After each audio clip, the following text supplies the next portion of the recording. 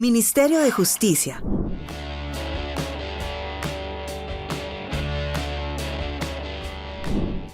Muy buenos días para todos y todas. Mi nombre es Pablo Andrés Contreras Velázquez, abogado conciliador en Derecho, especialista en Derecho Público y Derecho de Policía. Me desempeño como docente en la Escuela de Posgrados de Policía Miguel Antonio Lleras Pizarro y soy asesor jurídico de la Policía Nacional en la Jefatura Nacional de Servicio de Policía, Policía Metropolitana de Bogotá, asuntos legislativos y en todo lo que tiene que ver con norma de convivencia. En el día de hoy vamos a ver la gestión de conflictos policivos y de convivencia ciudadana, para lo cual entraremos a repasar la teoría general del derecho de policía, una aproximación a la seguridad humana. La seguridad. La seguridad viene del latín securitas, que es la cualidad de estar sin preocuparse, sin tener cuidado, securo, seguro y se separar. Esta seguridad, vamos a ver cómo en la norma de convivencia es la seguridad de lo que se encuentra en comunidad. Vamos a ver cómo en la órbita penal es la seguridad individual de las personas con sus bienes y las cosas. La definición de seguridad para la ONU es la condición en que los estados consideran que no existe un ataque militar, presión política o coerción económica, de manera que pueden seguir libremente su propio desarrollo y progreso. La pregunta que siempre le hago a mis estudiantes es si cumplimos como país con esta condición que la ONU establece como seguridad. Habrá diferentes posiciones, pero en este momento el gobierno nacional, a través de sus planes de desarrollo, su plan de desarrollo, nacional de desarrollo y todos los planes subsiguientes que tengan las alcaldías, gobernaciones, en el caso de Bogotá, alcaldes locales, deben propender por garantizar la seguridad humana y la paz total. Ya vamos a ver cómo eso entra a integrarse precisamente dentro de la jurisdicción de lo policial. La seguridad pública es la concreción de ese ambiente basado en la confianza y el respeto de todos y todas, teniendo como base la solidaridad en las relaciones y la interacción comunitaria. Su principio fundamental es el sentido común y su fin es la convivencia, es una seguridad subjetiva. El personal uniformado de la policía, como autoridad de policía, frente a los motivos de policía que generen inseguridad, debe agotar los mecanismos, los medios, los procedimientos y, si es necesario, las medidas correctivas en una lógica de garantizar derechos y libertades. Esta es la seguridad objetiva. Ya vamos a desarrollar cada uno de esos aspectos. La seguridad pública. Miguel Antonio Lleras Pizarro, padre del derecho de policía en Colombia, nos decía que esta seguridad pública es la que se refiere a los motivos que atañen a la seguridad pública humana y son los relativos a tres aspectos: la seguridad de las personas, el Estado, ¿cierto? Y la propiedad de estas personas. En la seguridad del Estado encontramos una definición, otrora, ¿cierto? Orden público interno, que es el orden establecido por el Estado para regular todas las interacciones de las instituciones nacionales, asegurando la estabilidad y permanencia de la estructura del Estado, sus poderes y el sistema de gobierno legalmente constituido. La seguridad de las personas dentro del orden público es el conjunto de condiciones de seguridad, tranquilidad, salubridad, moralidad, ornato, goce de un ambiente sano y el espacio público, que permiten que la prosperidad general y el goce efectivo de los derechos humanos y el aseguramiento de la convivencia. Ya vamos a ver más adelante cómo estas categorías jurídicas, antes llamados elementos del orden público, se integran a la norma de convivencia. Sí, y el legislador los reconfigura como categorías, específicamente en una órbita un poco más amplia. El orden público o convivencia democrática en el Estado social de derecho es entonces un valor subordinado al respeto de la dignidad humana, por lo cual es el fin último de la policía en todos sus órdenes, sus diversas formas y aspectos, y la protección de los derechos humanos. Ya vamos a ver cómo la policía o el término policía no solamente recae en el personal uniformado, sino es todo aquello que atañe a las personas que habitan o visitan el territorio nacional. Finalmente encontramos la propiedad de las personas, que es la seguridad ciudadana, que está orientada a la lucha contra la criminalidad o la violencia, y es ese apoyo, ese trabajo mancomunado entre comunidad y autoridades, afianzando un concepto de seguridad integral. El concepto de seguridad social, ¿cierto? Nosotros en el derecho laboral tenemos este concepto tan importante, sí que desarrollaron muy bien los ingleses, sí, ese derecho a que se tenga una protección de la cuna a la tumba, sí, pero esa seguridad social entonces se entiende como un conjunto de medidas e instituciones jurídicas establecidas mediante las cuales el Estado proporciona protección a la mayoría de los ciudadanos, ¿cierto? Tratando de asegurar a todos contra riesgos, contingencias, infortunios y calamidades sociales. Dentro de las teorías de riesgo es bien importante aquellas entidades que se encargan de la gestión de los riesgos. Sí, algo sagrado para que si ahí se presenta una emergencia como las que hemos tenido en el caso de Armero, Mocoa, y vemos como el derecho de policía tiene un poder extraordinario de policía ante situaciones de emergencia. ¿Y cómo se debe activar? Vamos a ver un poco más a fondo en las condiciones que estableció el legislador en la norma de convivencia. Ahora vemos que en el sentido restrictivo la seguridad social equivale a la previsión social. En un sentido amplio, este concepto tiene un alcance similar al de bienestar y prevención sociales que permite el desarrollo de los derechos fundamentales de las personas. Y la definición de convivencia que trae nuestra Ley 1801 de 2016 nos define que es la interacción pacífica, respetuosa y armónica entre las personas con los bienes y con el ambiente en el marco del ordenamiento jurídico. Desde ya desarrollamos cuatro categorías jurídicas, dos generales que siempre tiene la norma, la vamos a ver un poquito más a fondo, que es lo público y lo privado. El derecho de policía llega hasta donde empiezan las relaciones estrictamente privadas. Se aplica ampliamente en el espacio público. El legislador, cuando expidió la Ley 1801 de 2016, consideró respetuosamente que le faltó desarrollar la categoría de espacio público, que ya la Corte Constitucional la encuadra a través de la sentencia C-204-2019, pero es que es en el espacio público donde realmente se aplica el derecho de policía, ¿sí? Y pues precisamente es donde se interactúa o se interactúan todos los niveles, ¿cierto? Y las autoridades con las personas que se encuentran en el territorio y todos los actores que allí convergen. Pero el legislador pues simplemente nos trajo cuatro, ¿sí?, categorías que son transversales a toda la norma de convivencia. La seguridad es la primera, garantizar la protección de los derechos y libertades constitucionales y legales de las personas en el territorio nacional. La tranquilidad, lograr que las personas ejerzan sus derechos y libertades sin abusar de los mismos y contra la observancia de los derechos ajenos. La norma de convivencia es la de las pocas normas que desarrolla la teoría del deber dentro del Estado social de derecho, con una visión antropocéntrica, como lo vamos a ver más adelante. Pues siempre decimos que tenemos derecho a absolutamente todo, pero el derecho no es absoluto, la libertad tampoco, razón por la cual existen normas, y la norma de convivencia es de las pocas normas que se centra en el desarrollo de los deberes, en el cumplimiento de los deberes ciudadanos. Ya la vamos a ver.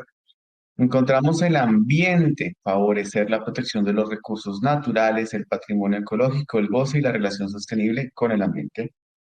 La salud pública, la responsabilidad estatal y ciudadana de protección en la salud, como que como un derecho fundamental, individual, colectivo, comunitario, ¿cierto? En función de las condiciones de bienestar y calidad de vida. Esto encierra muchas situaciones, sí, pero en lógica del derecho de convivencia o de policía, lo que se busca es que, por ejemplo, en el caso de actividades económicas, se demuestre la procedencia de esos elementos con los que se prepararon ciertos alimentos a través del ejercicio de la actividad económica, y no así, por ejemplo, con la venta informal, que muchas veces no sabemos la procedencia de los alimentos, no tienen control por la autoridad sanitaria porque dicen que no se desarrolla a través de una actividad económica y la única forma es a través de autorizaciones, y se vuelve un problema administrativo con una serie de situaciones que también la Corte ha venido encuadrando sobre, por ejemplo, la venta informal, que hace que no se pueda ejercer un control. Pero en lógica lo que nos permite a nosotros interactuar o intervenir como autoridades es la garantía de la salud pública. No sabemos con qué tipo de alimentos o productos se están preparando ciertos alimentos que se comercializan. En un comercio, pues usted exige precisamente su concepto higiénico-sanitario, pero frente a este fenómeno, ¿cierto?, de la ocupación del espacio público, por ejemplo, no se puede realizar ese control. ¿Por qué? Porque la norma está especificada para actividad económica y creo que se generan unas barreras acá que deberíamos remover siempre en garantizar la salud de las personas, que eso es bien complicado, que sería objeto de otro tipo de charla al respecto sobre el espacio público, el derecho de trabajo y las implicaciones que tienen en la salud pública, por ejemplo. Y la seguridad humana, que es algo que viene hablando hace mucho tiempo, ¿sí? Una policía para el desarrollo humano, una educación para la paz y la seguridad en una sociedad intercultural, desde unos códigos de policía, y que en realidad pues el único que expide códigos es el Congreso, se expiden unas reglamentaciones departamentales, pero esa seguridad humana lo que busca es que se reoriente la atención de los estados y de la comunidad internacional hacia una nueva supervivencia global enfocada en los medios de subsistencia y teniendo como centro a las personas como sujetos de derecho. Su fin es alcanzar la paz a través del desarrollo y progreso humano. Dos palabras muy fuertes trae esta definición: supervivencia y subsistencia. Estamos hablando de que los recursos naturales se están agotando. Bogotá, por ejemplo, ¿sí? Un país que produce agua, ¿sí? De los más ricos en diversidad del mundo, ¿sí? Llega una crisis de agua, entonces, ¿dónde quedaron los factores de riesgo? ¿Sí? ¿Dónde quedaron esos institutos y todas las secretarías y instituciones del Estado que deben prevenir estas situaciones? ¿Sí? Hay unas oficinas de riesgo climático, riesgo forestal y todo lo que creamos y podamos crear como Estado, como hablábamos hace un minuto dentro de ese orden público y la seguridad. Pero esa seguridad humana nos dice un momento, hay unas situaciones que se tienen que prever de los riesgos, las amenazas constantes, las situaciones que ponen en peligro, ¿sí? Tales como la falta de agua, ¿sí? Esto se tiene que prever con tiempo, teniendo en cuenta que estos recursos se están volviendo limitados. Entonces tenemos que alcanzar una paz, ¿sí? No olvidemos que el fin constitucional, el derecho constitucional a la paz, es de todos una paz que se logre para poder, de alguna manera, centrarnos en asuntos que generan causas estructurales, ¿sí? Que generan problemáticas, porque vamos a ver cómo a la policía uniformada no le corresponde eliminar las causas de la perturbación. Porque es que las causas son generadas en desigualdades sociales, falta de trabajo, oportunidad y todas las derivadas que tienen que desarrollarse en lógica de seguridad humana a través de los planes de desarrollo y traer eso a los territorios. Gobernanza, gobernabilidad. Esta seguridad humana subraya la necesidad de contar con una nueva estructura que combine programas de paz, seguridad, desarrollo de derechos humanos de manera eficaz, eficiente y orientadas a la prevención, ¿sí? Toda esta charla, ¿sí? Porque es que vemos que todas las normas, y vamos a ver la naturaleza de la norma policiva, está enfocada a la prevención, ¿sí? Y la prevención también de los riesgos, ¿sí? Y asimismo, cómo esta prevención tiene que ser generacional a través de la educación, que son los mecanismos que vamos a ver más adelante, ¿sí? De educación, protección, restauración. Y para mí, el más importante, el de educación. Si la sociedad no apropia una norma de convivencia y no le da el sentido de pertenencia y el valor de lo público, tenemos generaciones que nunca van a cumplir las normas, ¿sí? Y es que no necesitamos tener un policía al lado para ser buenos ciudadanos, ¿sí? Esto no es un problema de la policía, es un problema de policía, de ciudad. la apropiación de estas normas. Estamos generando cultura de no cumplir la ley. Vamos a ver cómo hay comportamientos contrarios a la convivencia reiterados, porque es que yo quiero, porque es que yo puedo, porque sencillamente no se me da la quiera de cumplir. Y esa no es, ¿sí?, la forma de convivir en una sociedad. Vamos a ver cómo sus deberes tienen que ser respetados, cómo yo debo contribuir a una paz. Los principios fundamentales del marco y de la promoción para la seguridad humana son medidas centradas en las personas, exhaustivas, apropiadas para cada contexto. Por eso vemos que hay reglamentos territoriales de policía, medidas orientadas a la prevención, una protección ordenada, o sea, de ordenación jerárquica de arriba abajo, y de empoderamiento, ¿cierto? Jerárquica de abajo arriba, lo que es gobernanza y gobernabilidad. Las 7 dimensiones que desarrolla la seguridad humana son la personal, alimentaria, económica, salud, ambiental, comunal y política. Y las 3 dimensiones, una dimensión vida, educación, ingreso, vida, una vida larga y saludable, con reducir las causas que originan los homicidios y lesiones personales. Esto está, por eso con los consejos de seguridad hay que separar la convivencia, lo preventivo, de lo sancionatorio penal, pero es que todo lo metemos en el mismo lado. Aquí hay que, como autoridades, tener claro, preventivamente usted, ¿qué está haciendo? ¿Sí? Para garantizar una vida digna, ¿cierto? Como autoridad desde sus atribuciones y competencias, ¿sí? Y cómo coadyuva en que se logre una justicia eficaz. Y ese elemento de coordinación es bien complicado, porque en última lo que busca la gente es justicia y vamos a ver cómo esta conciliación, esta mediación y la mediación policial contribuyen de alguna manera a lograr bajar, ¿cierto?, estas causas, ¿sí?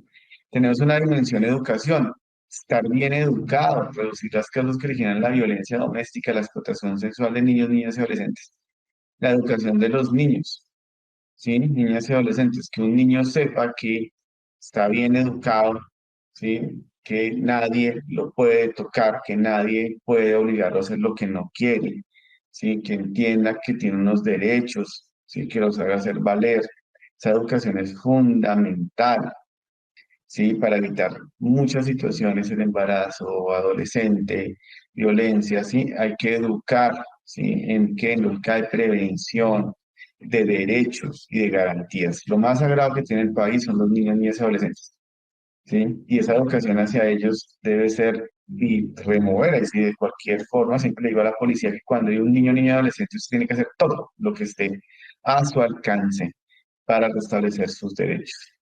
Finalmente encontramos una dimensión ingreso, un nivel de vida digno y disfrute de vida, reducir las causas que originan el hurto a las personas o el hurto a residencias. Yo siempre digo que dentro de los programas del Estado, que si bien no tienen una condición de benefactor, sí de protección y de garantía, pues cualquier tipo de subsidio que se entregue debe estar unido a generar unos cambios en la cultura. O sea, listo, perfecto. Hay una ayuda económica, así como cuando uno estudia en la universidad pública, ¿sí? Debe retribuirle al Estado de alguna manera eso que usted le dio, pero lamentablemente vemos cómo muchas universidades, y yo salgo de universidad pública, soy fruto de la universidad pública, muchos de mis compañeros no están en el país, ¿sí? Entonces, uno dice 6 años de formación, 8 años en algunas ocasiones, una cantidad de tiempo, y en últimas, ¿dónde quedó todo lo que usted aprendió para que acá sí logremos que desde la educación, desde la profesión, logremos retribuir y ayudar a catapultar procesos en lógica de lograr una economía, ¿sí?, en generación de empresas? Pero pues esas son situaciones, insisto, que no son de la policía uniformada, sino que el Estado debe entrar a mirar cómo buscamos esa retribución, ¿sí? En lógica de buscar esa felicidad común, esa búsqueda de la prosperidad social, ¿sí? A través desde mi trabajo individual que puede repercutir en lo colectivo. Suena muy bonito, ¿sí? Es casi que un ideal, pero creo que, por ejemplo, la profesión de abogado nunca debemos olvidar que todo abogado coayuda con la justicia. ¿Sí? Razón por la cual es desde la ética profesional, desde la deontología, ¿sí? Desde nuestras profesiones, siempre debemos buscar, ¿cierto? Hacerlo de la mejor manera, ¿sí? Y buscar la prosperidad social de alguna manera con lo que se realiza. Para el caso de la policía como profesión, sí, por eso traigo todo este aspecto del trabajo individual, pues hay una policía para el desarrollo humano que es un modelo que aterriza esa seguridad humana a los cuerpos de policía alineados con la cuarta revolución industrial, un modelo que se considera como una filosofía estratégica en la construcción activa de la seguridad entre la ciudadanía y el Estado, solución de problemas, necesidades, mirar microterritorios, multicrimen, ciencia de datos, ¿sí? Y buscar que estas causas se disminuyan. Por eso tenemos un nuevo modelo de policía enfocado en las personas y los territorios. Si este nuevo modelo de policía viene siendo cada cierto tiempo, cada porque tenemos que ir alineándonos a estas nuevas tecnologías y a estas nuevas formas en que se presentan situaciones de seguridad y cómo la profesión del personal uniformado de la policía que realmente debe estar enfocada en materializar lo que dice el poder de policía y la función que ya la vamos a ver más a fondo, pues se garantice en que sea un trabajo bien hecho en el territorio. Es un reto. Entonces vemos cómo, en conclusión de esta primera parte, la seguridad humana y el derecho de policía son herramientas en la construcción de una cultura y convivencia para la paz. Hay un proyecto de ley que les cambia las denominaciones a los inspectores de policía y los denomina, por ejemplo, van a quedar, si prospera el proyecto de ley, inspectores de convivencia y paz. Me parece un nombre adecuado. Lo mismo los corregidores tendrían la misma denominación porque estas normas son normas de convivencia. Vamos a entrar entonces a hablar de qué es la o la norma policiva o qué es el derecho de policía. ¿De dónde viene la palabra polis? La palabra polis viene del griego precisamente, que significa ciudad. En latín, policia, control de la ciudad. Pero entonces hay que mirar cómo estas normas aparecen. Las normas de policía, a manera de narración, sí, los griegos nos han dado absolutamente todo, nuestra filosofía de Occidente.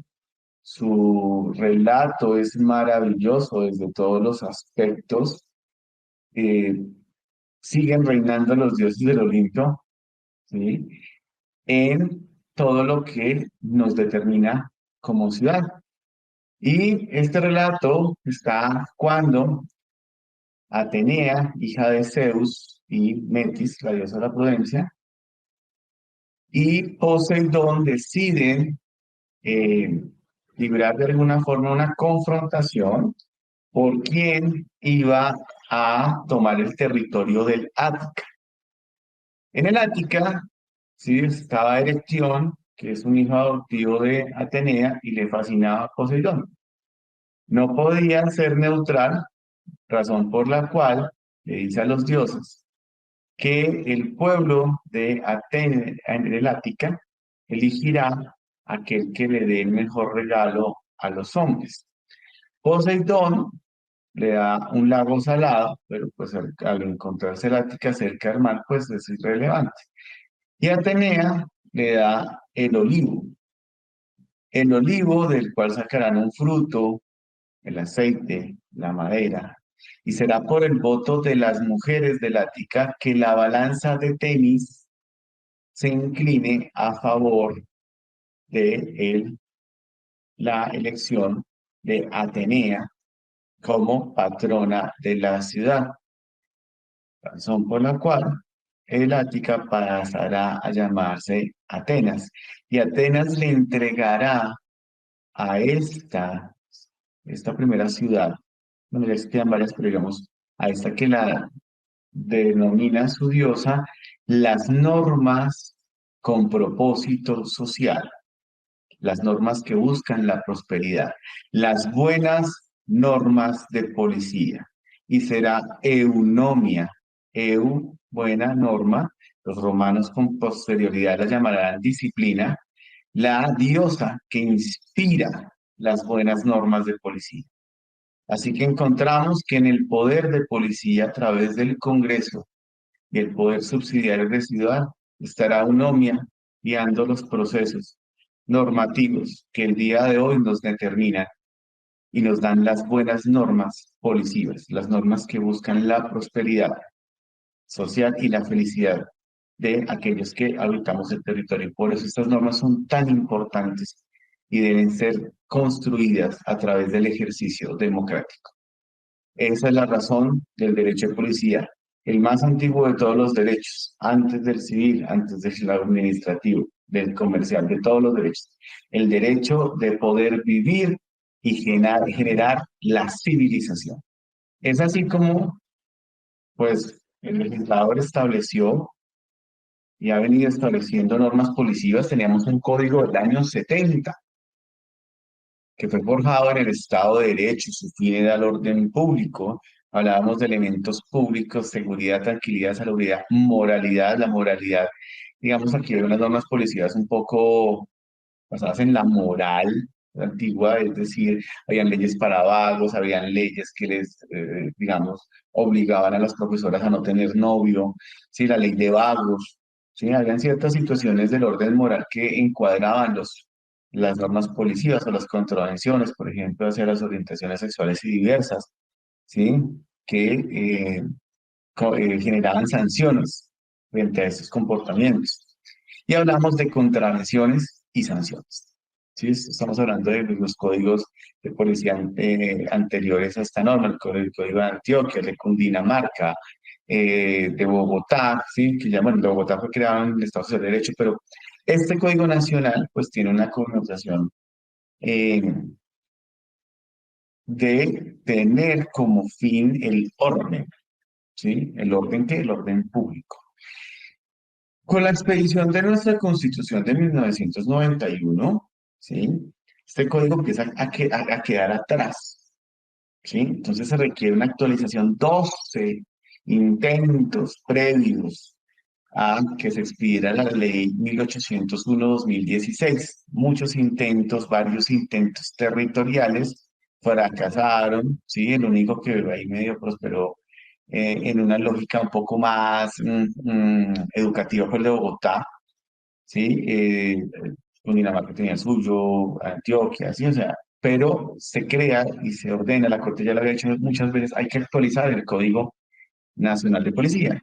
Entonces, se da la oportunidad y se expide este código después de una serie de ejemplo, un trámite legislativo complejo, porque, por ejemplo, se discutió si tenía que hacerse por ley ordinaria o estatutaria, luego se dijo que el Código Penal había salido por ordinaria, entonces se expidió de esta forma, luego la Corte analiza, por ejemplo, el derecho de reunión y lo declara que no cumplió con la reserva legal, entonces que tiene que hacerse a través de estatutaria esa parte, ¿sí? Y al día de hoy no hay ley que saque o regule o condicione o establezca cómo yo tengo derecho a manifestarme pública y pacíficamente, porque así lo dice la Constitución.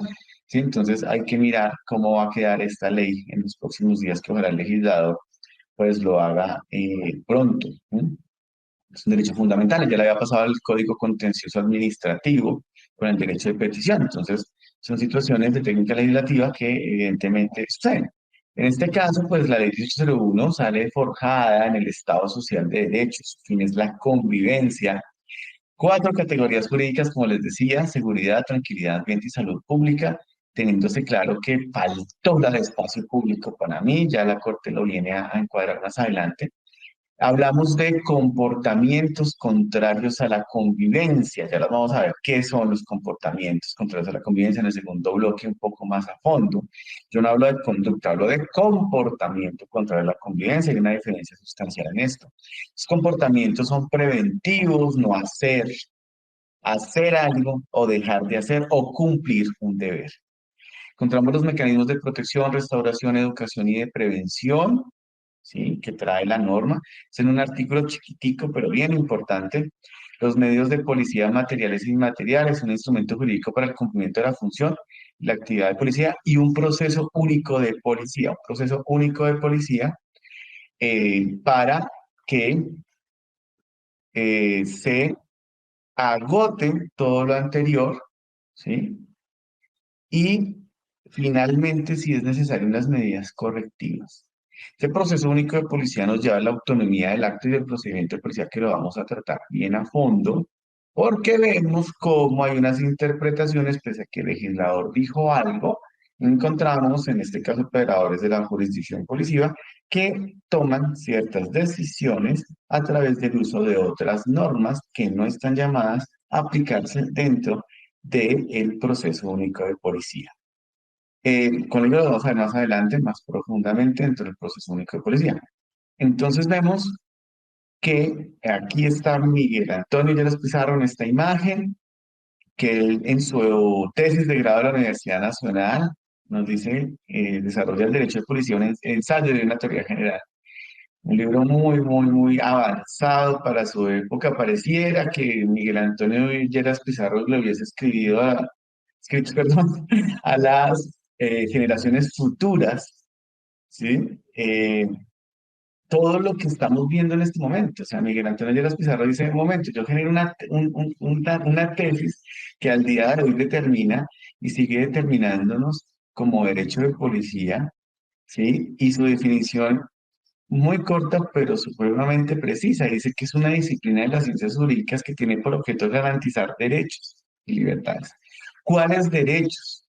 Los derechos humanos y fundamentales. Toda formación que se imparta, sí, inclusive en esta oportunidad, debemos entender que la base universal son los derechos humanos, la creación legislativa más importante que existe, sí que nos recuerda que somos personas mortales, que nuestro paso por la tierra es corto y que no debemos de gastarnos en guerras y en situaciones que nos pongan en peligros como hermanos sin importar, ¿sí? La denominación, origen, orientación sexual, condiciones, ¿sí? Origen racial, porque son derechos humanos los que tenemos por el solo hecho de existir.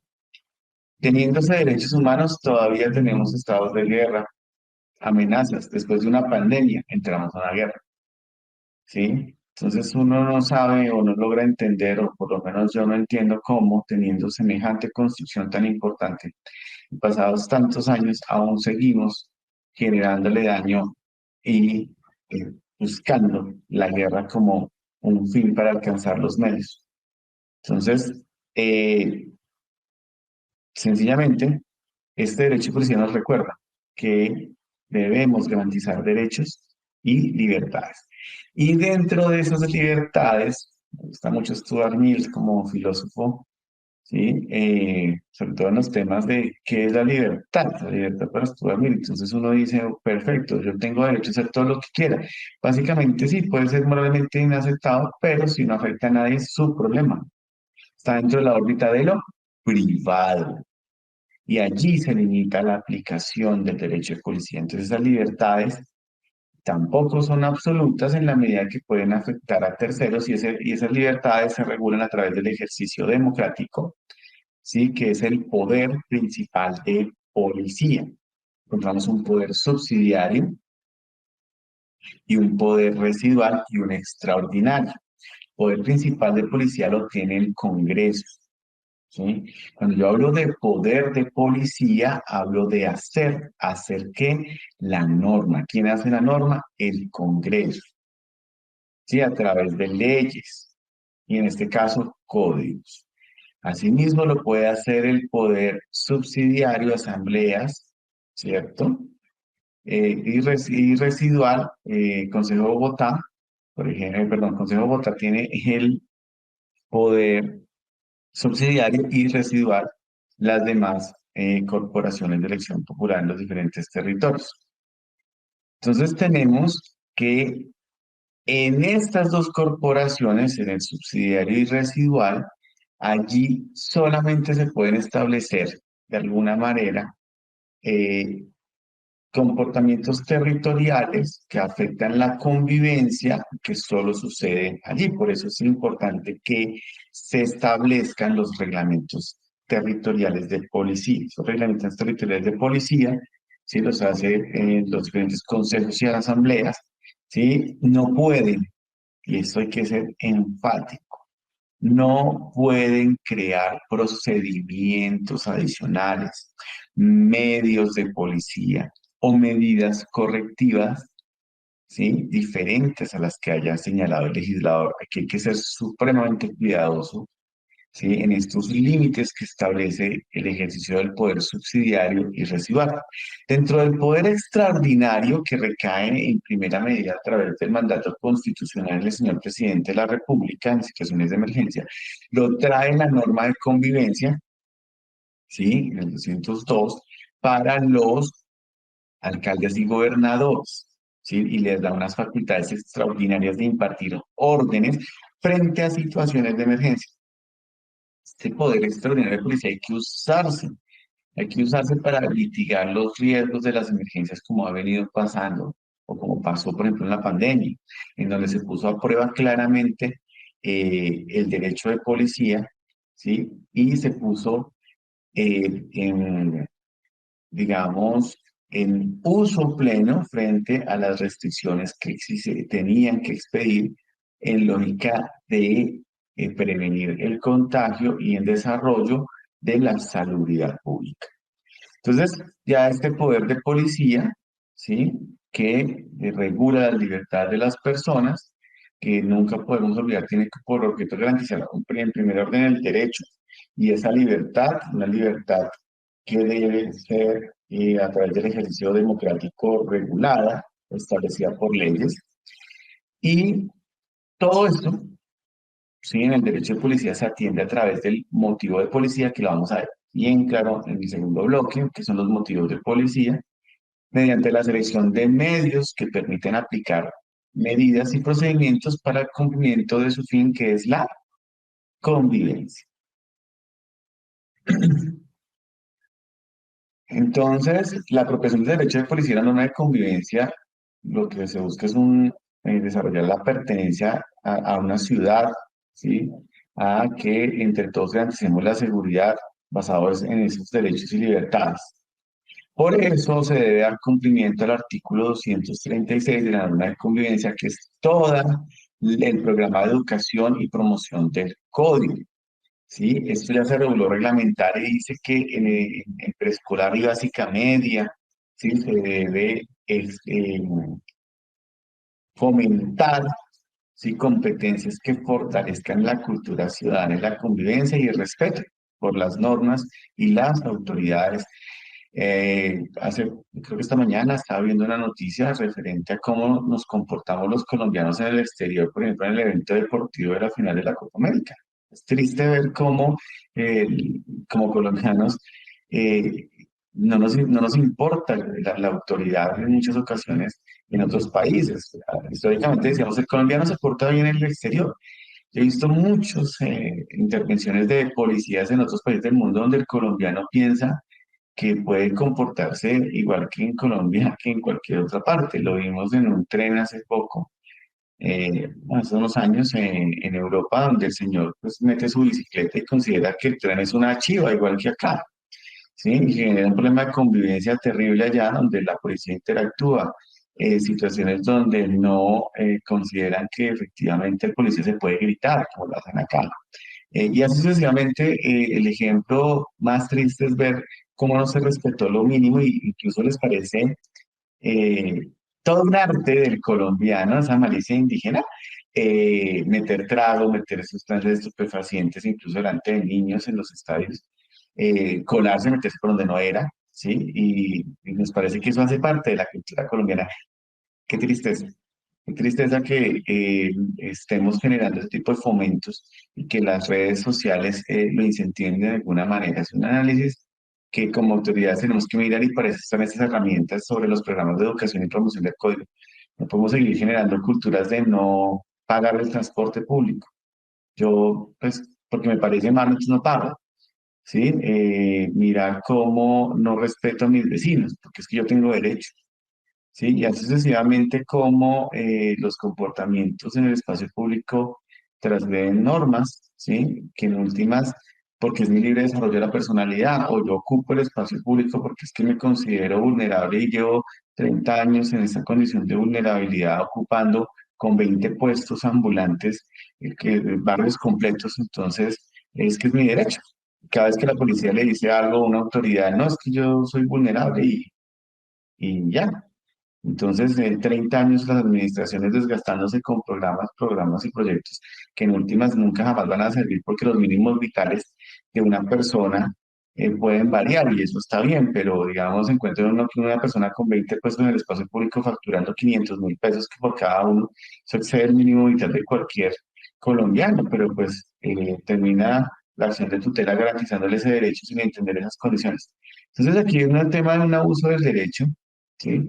Que nos lleva por ciertas condiciones a generar esas situaciones de amparo, incluso transgrediendo, como en el caso del espacio público, ejemplo, con las ocupaciones de hecho. Entonces yo ocupo y le ocupo a usted porque es que yo no tengo, entonces yo le quito a usted lo suyo y tengo derecho. Entonces hay gente que dice, sí, está bien, sí, bueno, habría que mirar, sí, hay unos procesos civiles que hay que adelantar, sí, pero también hay unas situaciones que hay que proteger o por mi condición, entonces yo me comporto terriblemente mal en las ciudades, pero luego argumento que pertenezco a una jurisdicción especial, ¿sí? Entonces, situaciones que, o porque tengo la condición, ejemplo, de veedor, entonces si respeto, interfiero en los procesos y procedimientos de un inspector, lo trato mal, lo grabo, le pongo la cámara casi que en la cara, lo insulto y porque tengo esa calidad.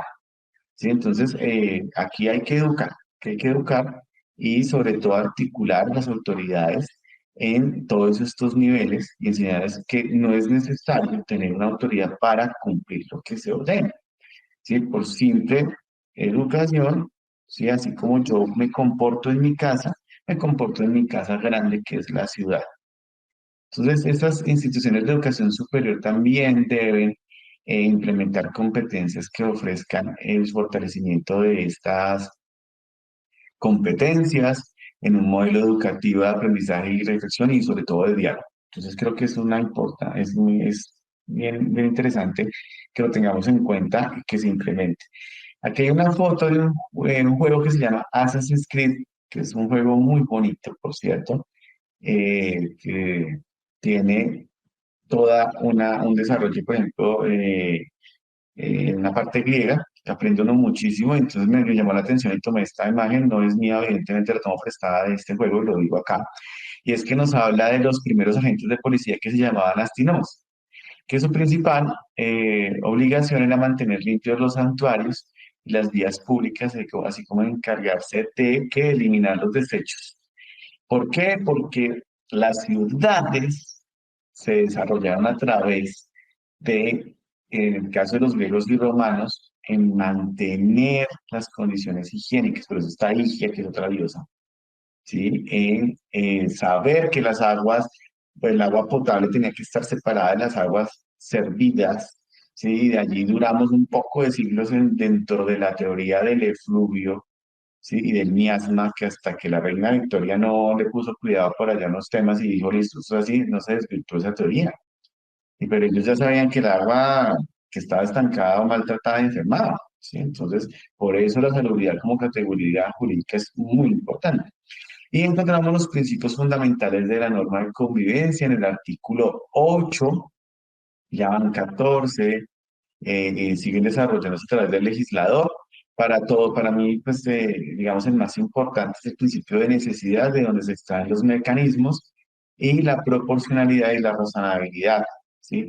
Todo uso de medios, procedimientos y medidas correctivas debe ser necesario, proporcional y razonable.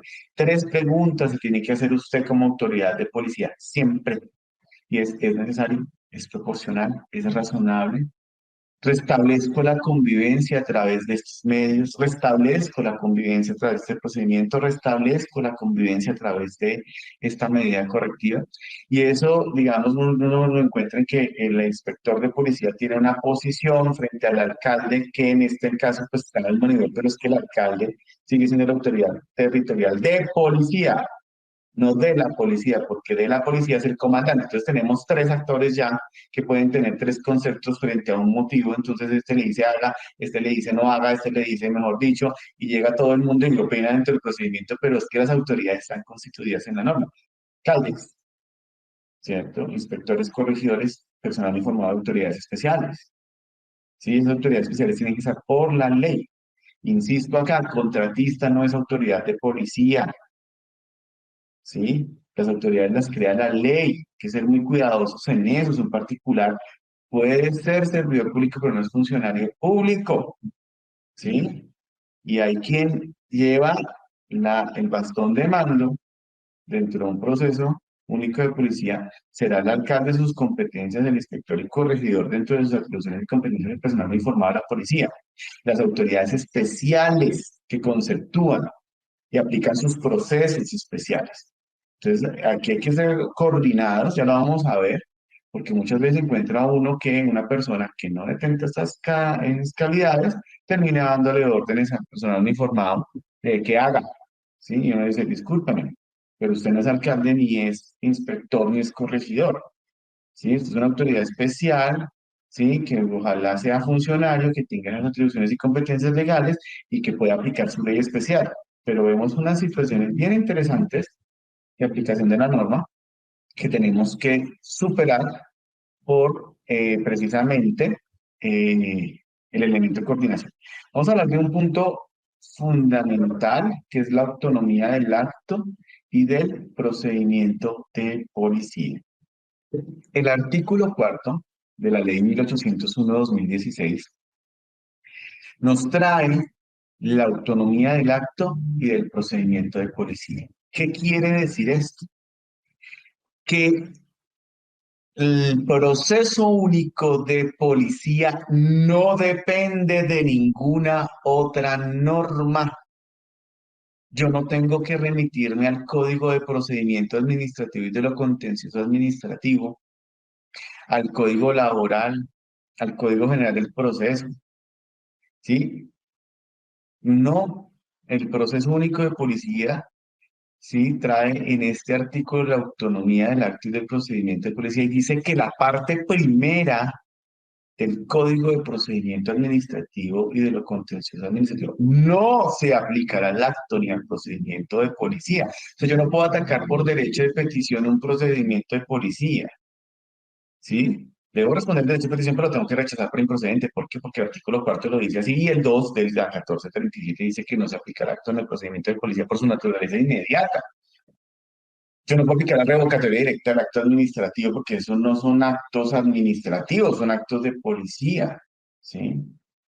El objetivo de este proceso único de policía y lo estableció el legislador es que busca que las autoridades apliquen de manera eficaz e inmediata las medidas correctivas, ¿sí? Conforme a los procedimientos que atienden los comportamientos contrarios a la convivencia.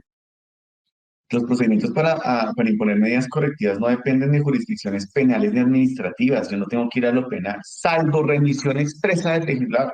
Y hay dos remisiones expresas para las pruebas que nos remite al Código General del Proceso en el artículo 217, nos remite al Código General.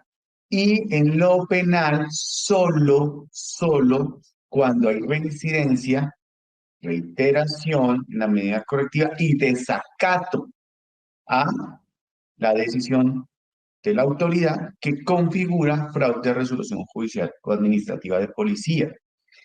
Son de las pocas remisiones. Entonces, esto, ¿para qué? Para que la Procuraduría, ¿sí? Y los entes de control entiendan que es un deber de la autoridad cumplir con lo que dijo el legislador y lo vamos a ver cómo es que dice que debe seguirse el proceso establecido en esta norma y encuentra uno unas mezcolanzas, perdónenme la expresión, sobre todo en las segundas instancias, ¿sí? Donde aplican contencioso, código general, se remiten a una cantidad de normas y no es así.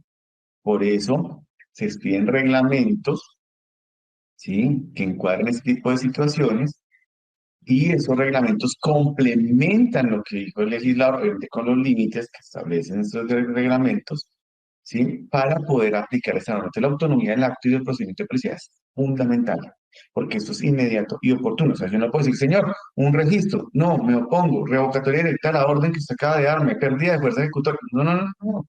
Aquí sencillamente se aplica de manera inmediata y oportuna. No olvidemos que entre el proceso único de policía los principios fundamentales son la inmediatez en el tiempo, la oportunidad en el tiempo. ¿Sí? Por eso es en el término de la distancia todo. Por eso hay mecanismos, medios y procedimientos y todo eso se puede aplicar de manera integral y se debe aplicar así para la progresividad de la norma. ¿Sí? No remitiéndose a ninguna otra jurisdicción. Ahora bien, puede que un comportamiento derive en una conducta penal, ejemplo, las amenazas. Si yo amenazo pero genero daño, ya generé lesiones, luego se va a lo penal, así sucesivamente. Y pueden aplicarse las dos porque no hay violación al homicidio, porque las medidas correctivas tienen un carácter preventivo, no sancionatorio, y son diferentes a las sanciones administrativas o penales, por eso se pueden aplicar de manera concomitante. Entonces, dentro de la ley 1801-2016 tenemos unos objetivos específicos, ¿sí? El de propiciar comportamientos, promover el respeto, el uso de mecanismos alternativos de solución de conflictos, como es el objetivo de este diplomado, definir comportamientos, medios y procedimientos de policía, establecer competencias para las autoridades de policía en el orden departamental, distrital, municipal, nacional, con la observancia de la autonomía territorial. Por eso se expiden reglamentos territoriales para decir, bueno, de pronto yo en mi territorio sí necesito una seguridad, una Secretaría de Seguridad, de pronto no, yo necesito es más una Secretaría de Espacio Público. Y así sucesivamente las autoridades especiales pueden crearse a través de estos reglamentos, estableciendo esas atribuciones y competencias. Y establecer un procedimiento respetuoso del debido proceso. Entonces aquí encontramos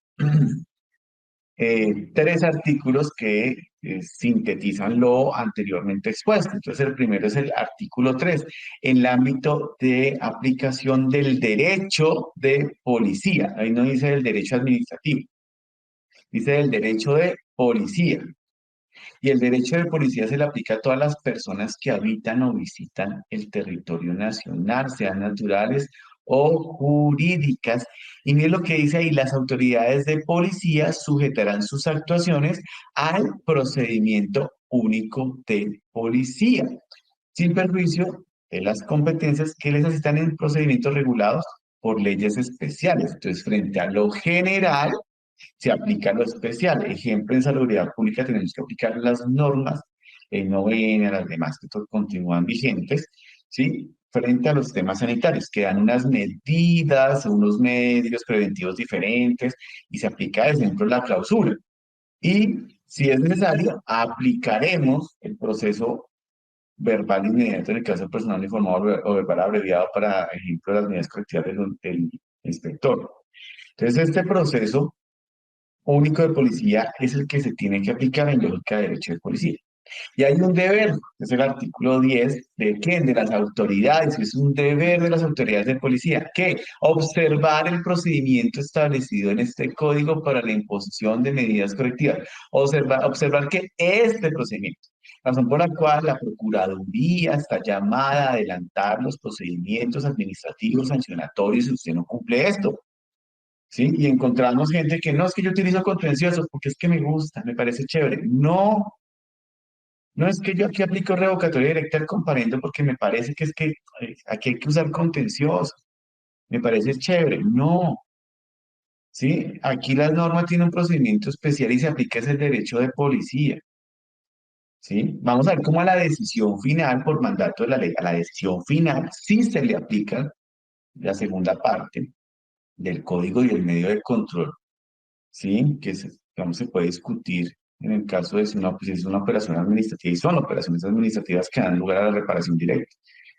¿Sí? Ahí hay un escrito muy interesante que analizaron dos inspectoras que habla de la autonomía del acto y del procedimiento de policía y una de sus conclusiones es precisamente esa.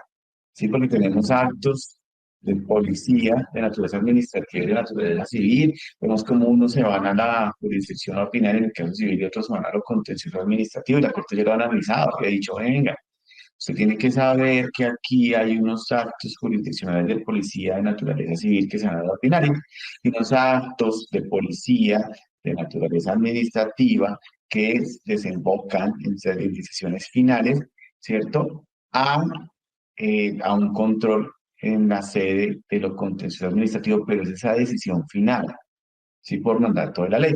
Y finalmente el artículo 238 nos dice que la ley 1801-2016, ¿cierto? Se complementa con los reglamentos de policía que expiden quienes, las diferentes autoridades competentes de conformidad con la ley. Y frente a cualquier, digamos, conflicto, prevalecerá la 1801 por encima de esos reglamentos. Se ha un llamado a respetuoso, porque encontramos reglamentos de policía donde crean requisitos adicionales para el ejercicio de la actividad económica, se inventan sanciones administrativas que no están en la 1801, se inventan comportamientos, o sea, una serie de situaciones como reglamentos de policía. Miren, con la sustancia estupefaciente la Corte dijo, no puede haber prohibición absoluta, debe haber regulación, se tiene que atender un protocolo que saque el ministerio y debe pasar por el poder de policía. Y encontramos alcaldes que dicen, no, aquí no puede haber consumo en ningún lado, y los piden. ¿Y dónde queda lo que ha dicho la Corte Constitucional y sobre todo la Ley 1801? Entonces hay que atender esos límites de la potestad reglamentaria y sobre todo cuando ha sido objeto de un análisis de la Honorable Corte Constitucional establecer condiciones. Es que un reglamento establece condiciones para el ejercicio de un derecho. Condiciones. No puede crear medios, medidas ni procedimientos como lo dice el artículo 17 de la 1801. Entonces encontramos que está la función de policía, hacer cumplir. Ya vimos el poder de policía, ahora vamos a hablar de la función de policía. La función de policía es hacer cumplir a través de órdenes. ¿Quién detenta la función de policía? La detenta en primer orden, señor presidente, alcaldes, gobernadores, y donde hay, digamos, leyes especiales, como la de Bogotá, el sector orgánico, los alcaldes locales, ¿sí? Ellos dictan órdenes, hacen cumplir a través de órdenes. La actividad de policía, que es una actividad que solamente realiza el personal uniformado de la policía. Este personal uniformado, su actividad es material y no jurídica. ¿Qué quiere decir eso?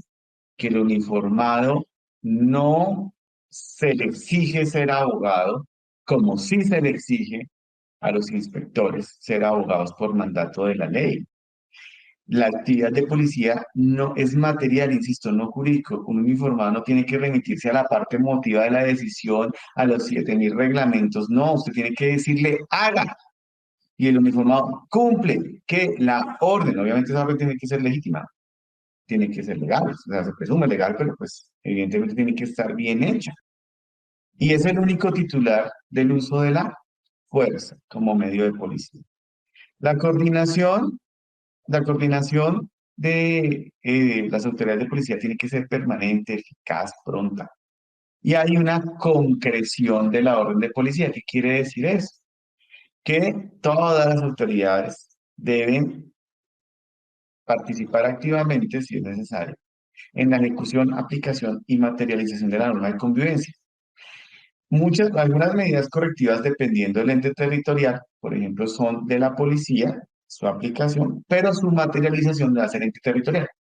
Ejemplo, la participación en programa o actividad pedagógica de convivencia y la materialización territorial. O, por ejemplo, la suspensión definitiva de la actividad, que es del inspector, pero la materializa por regla general la policía, salvo que se requiera algún componente técnico para saber si hay alguna situación para determinarla in situ, pues se requiere que vaya el inspector o el componente técnico que le diga al uniformado específicamente qué es lo que está suspendiendo definitivamente, aunque creo que debe salir la decisión muy clara para que se interprete en el orden horizontal. ¿Qué quiere decir esto? Que lo interprete tanto la persona que es objeto de la medida correctiva, así como la autoridad que debe materializar. Y todo esto tiene un carácter público. Este carácter público de la actividad de policía hace que se pueda grabar todo procedimiento por cualquier medio de la información, pero esa grabación tiene que ser respetuosa. Sí, hace poco, y vale, pues, no se ha visto varios procedimientos donde la autoridad de policía, incluso el inspector, es atacado con el celular porque se lo ponen en la cara a la persona. Es que yo tengo derecho a grabar, claro, pero respetando la distancia. Un uniformado está por regla general armado, no puede estar rodeado de personas casi encima grabando el procedimiento o solamente grabando los 10 segundos de uso de la fuerza y no las 3 horas y media de desacato y grosería de la persona. Esa prueba es integral. Entonces, si usted va a grabar, muchas gracias, de verdad. Le doy la orden de que continúe grabando todo el procedimiento y se lo entregamos a la autoridad, el inspector, para que conozca. Ayer vi precisamente un procedimiento donde se le pide a una persona en condición de vulnerabilidad por pertenecer a un grupo de especial protección constitucional, hacer un registro, como lo tiene que hacer cualquier persona. Y la persona inmediatamente alega que es vulnerable y que no se deja hacer el registro y empieza un conflicto y entonces genera una conflictividad y entonces las redes y empieza la gente a opinar, pero no graban efectivamente todas las órdenes previas que sencillamente era un registro, como se le hace. A mí me han hecho registros en transporte masivo muchas veces en Medellín, Bogotá. Señor, su cédula, claro, un registro, por supuesto. ¿Cuánto se demora eso? 30 segundos.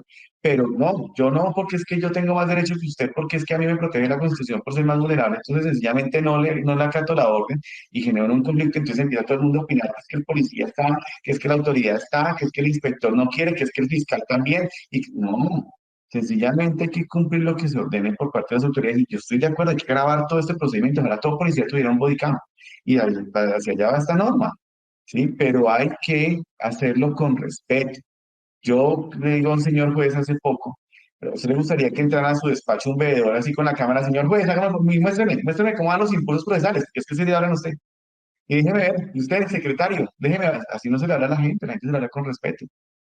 Entonces, en esas situaciones, este carácter público hace que esa prueba, ¿sí? Sea comunitaria, es decir, pertenezca al proceso de la comunidad probatoria y que sea evaluada y ojalá por las lentes de control cuando vean que en los procesos policíacos encontrábamos hace un tiempo que la persona se hacía un procedimiento y resultaba llena de sopa encima y con toda la comida encima y decía, "¿Pero qué pasa?".